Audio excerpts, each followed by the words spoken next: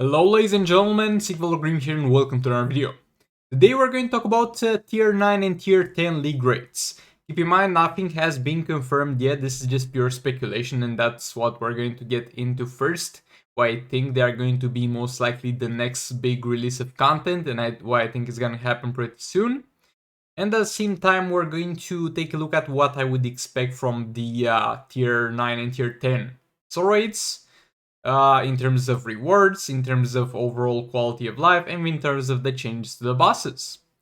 So yeah, all that being said, if you enjoyed the video, make sure you hit that subscribe button. Keep in mind, it's just prediction and wishful thinking. It's a topic that I thought we might discuss on. It's nothing confirmed, okay? But yeah, let's get into that. First of all, why do I think they are going to be released? Well, first of all, tier 8 is getting very easy since the release of Raven. I mean, people are not really struggling previously, but now it's gotten to the point where it can be done by like 3 people, the whole tier 8, so there's no point in having a full league. A lot of people have been asking for it for a while, even before the Raven release, to have the next tier of league rates. And at the same time, this time in the year, they tend to release big content. Like around this summertime, either this month or the next month, because that's the pattern they followed the previous years with the release of Soul Raids 1 year ago, with the release of Champions Arena 2 years ago, with the release of League Raids 3 years ago. So I think the next big content is gonna drop soon enough, and it's either going to be another Soul Raids, which wouldn't be that great, or a tier 9 and tier 10 League Raids. Okay, so that pretty much gets out of the way why I think they're going to be released. Now let's get into what I would expect from them, or what I would love to see from them, and what changes would make them be an amazing game mod. Even more amazing than they already are, because the league rates are kind of the backbone of the Injustice 2 mobile community and the reason why it's formed. But now let's spice things up and make them amazing. First of all, look, this is not necessarily going to be related to the raid itself, it's going to be related more to a system flaw. Make the founding list transparent. Why only the 3 highest founding people are going to be able to be seen on the list? Is that list for the purpose of flexing, or is it for the purpose of information? Make it so it's a visible list so the whole league can see who doesn't donate and kick them out. It's something that people have been requesting for years. Make it happen. How hard can it be? I mean, I don't understand game programming, but a list with people who found, how hard can that be? Now, in terms of bosses, actually I have no problem with bringing the same bosses with higher damage, higher defense, and higher health. Like previously there was a point to be made that I would agree with, that we need more diversity. Oh boy, I would love to fight Boss Darkseid. Guess what? You're going to fight Boss Darkseid in solo raids. We get solo raids nowadays, and pretty much any character in the game is going to be at some point a boss. So instead of asking for new bosses in tier 9 and tier 10, they could just leave the mechanics there in place, because people have been practicing for years to crack those mechanics, and there's some very well established strategies. Just leave the bosses exactly how they are, but increase their defense even further, maybe getting them to a 90% defense from for sub-bosses, from the 70 or 75 defense that they've got right now. I don't quite remember the exact number. I'm not sure if they can bypass the max 75 defense, but I guess that remains to be seen. Make them have a little bit more health, make them deal more damage, and the challenge will come not from having to fight, let's say, new bosses, but having to fight the same bosses, but bosses that are going to deal far more damage, take far less damage, and at the same time have a huge amount of health. Now, another thing that would be kind of a small thing, not a huge thing, not a game-breaking thing, remove the bullshit that's, or glitch or bad mechanic that you implemented that's kind of countering the infinite combo. So as you know, Dr. Fate is going to have an infinite combo with the Firebox, and that goes hand in hand with Confluent Sacrament, so you can pull off some pretty nice infinite combos on the enemy, with the enemy not being able to react. And they kind of go halfway about it. They never said, oh boy, we want to remove the infinite combo, it's not great for the game. But at the same time, against some certain bosses, if you go above 40 hits, you're going to get your combo broken by the boss, because it's noticing that you're using Firebox and you're doing the infinite combo. And if that happened only for Dr. Fate, that would be fine. I would kind of understand. But if you're using Dr. Fate and you tag Influent Sakuma is going to get his combo interrupted in the middle if he goes above a 40 hit combo, because you have a Dr. Fate with a Firebox in that team, and the boss having none of it. I'm going to interrupt your king. And yeah, that sucks. I really want that gone.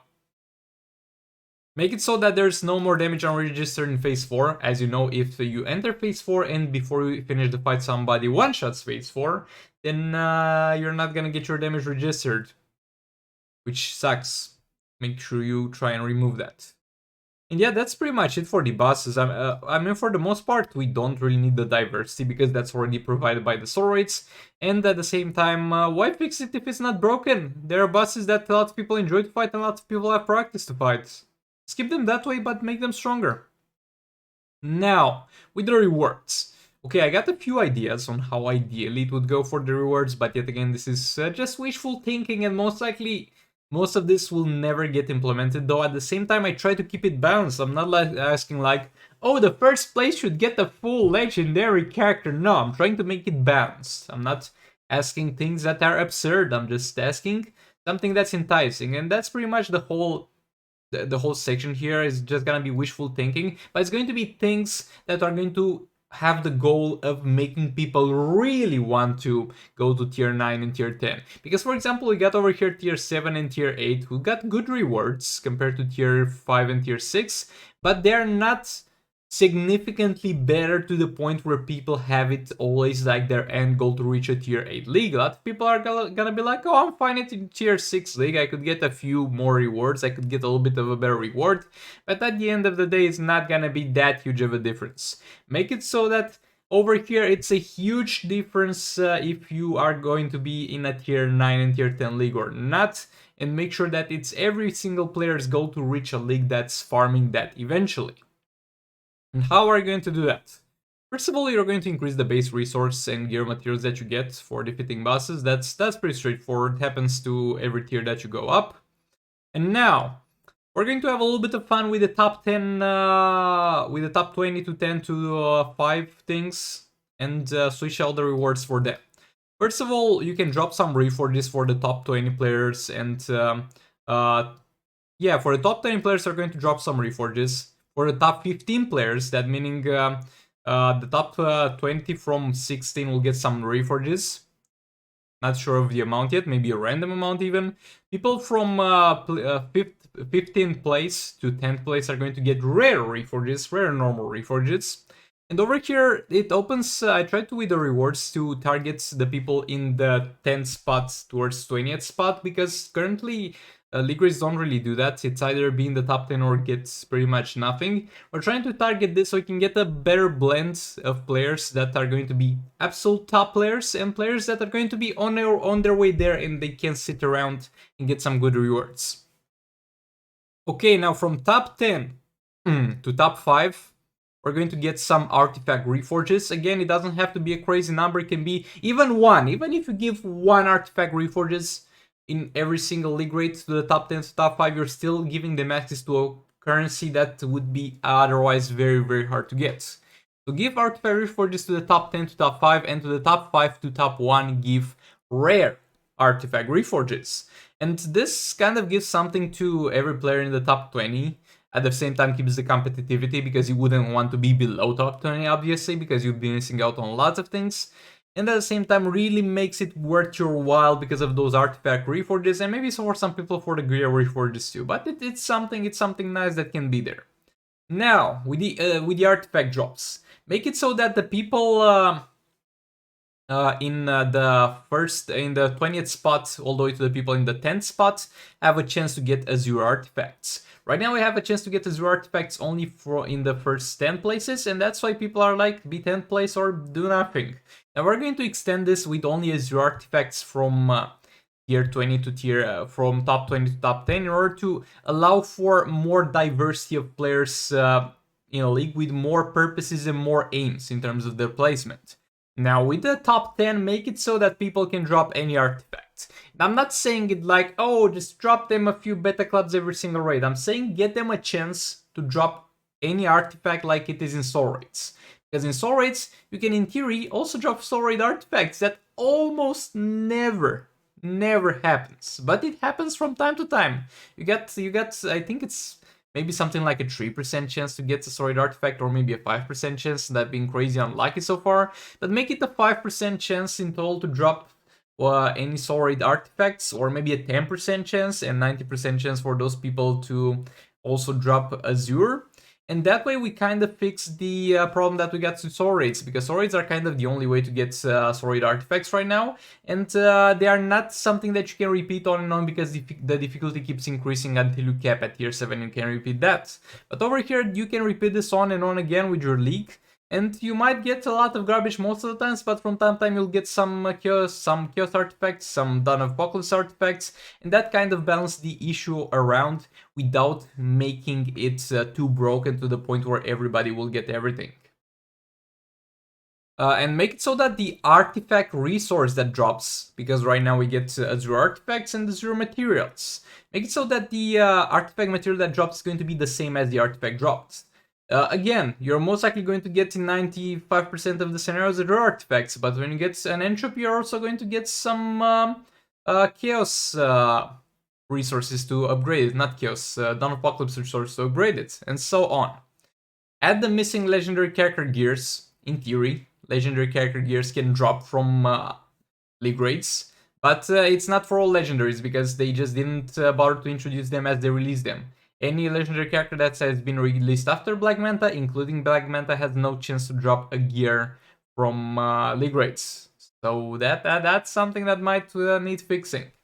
Make it so that level 70 gear drops are more common for higher ranks, and more rare gears are common, like Last of Joker or legendary ones.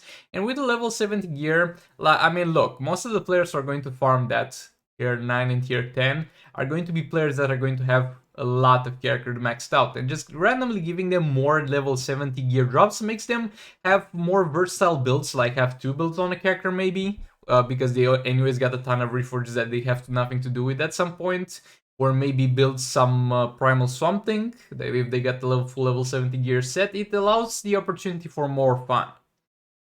Make it so that the people that are in the top 10 will get in place of their character shards, because you can get some character shards, but at some point you manage to get to a point where no gold character shards are good for you because you got all of them. Make it so that the top 10 people will drop 10 shards guaranteed. Instead of the gold shards, will drop 10 shards for a random legendary. I mean, 10 shards is not a lot. 10 shards is definitely not a lot, but it's something that adds up, and that's very much appreciated. And makes it so that the top 5 people can drop 20 shards, so double the amount, so people would want to strive to get to the top 5, and make sure that the top 1 player for that raid drops 50 legendary shards. Again, it's not gonna be much, because there's only 1 player per league that can get top 1 every single raid. Is gonna entice towards a lot of competition, because everybody's gonna want to be top 1 and get those 50 legendary shards, and it makes it overall a more fun experience. So yeah, that's it. That would make tier 9 and tier 10 amazing. And it's not really groundbreaking innovation, it's just improving on the basis of what we got and being more generous with the rewards and establishing a healthy environment for all players in the league, while at the same time promoting competitivity in between them. But again, this is just hopeful thinking, and this is everything I have to say for this video. Thanks so much for watching. Please do like, comment, subscribe, and share if you enjoyed the video. Dislike if you disliked it, maybe hit that bell button, and I'll hopefully see you all in the next one. Goodbye!